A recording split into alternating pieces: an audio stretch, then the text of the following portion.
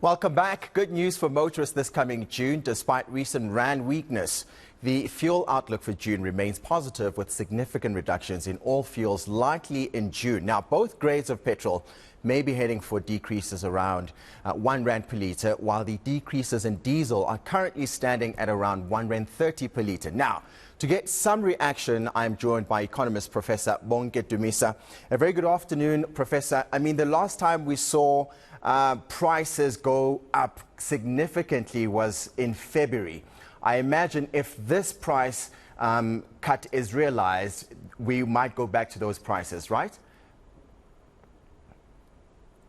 Not necessarily, because the increases, especially for petrol, were somehow significant. But what we must really rejoice about June is that, I mean, as I'm looking at my figures for the international Brent crude oil prices this month in May, starting from the very beginning of the month, they've been significantly lower than $80, which means we will be saving a lot when buying our crude oil, despite the slight weakness of the rand recently. Because when you look at the value of the rand from the beginning of the month till about last Tuesday, it was really at the same level as what we experienced in April.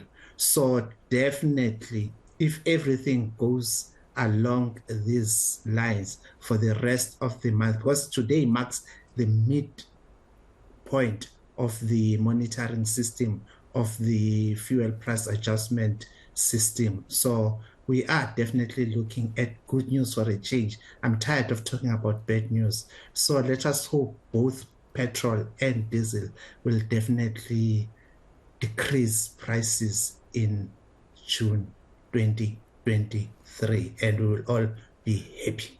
Professor, listen, it makes two of us, right? I mean, we could do with some reprieve, and some good news are definitely on the horizon. The performance of the rand, was that affected in any way by the utterances by the U.S. Ambassador Brigitte last week? Big time.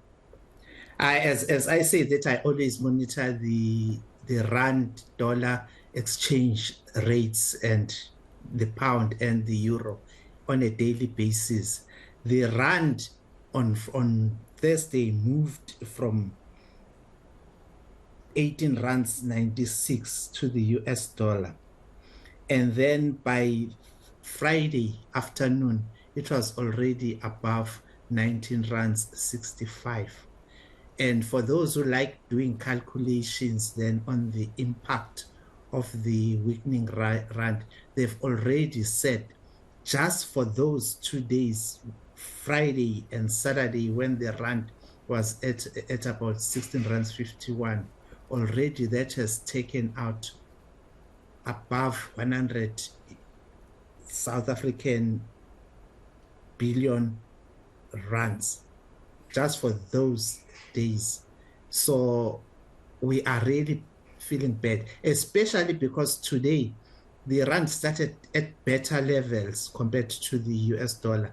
But as I'm talking to you now, it is marching back to those levels on Friday. I do not know what is happening that is triggering that one. I hope it is just a temporary thing.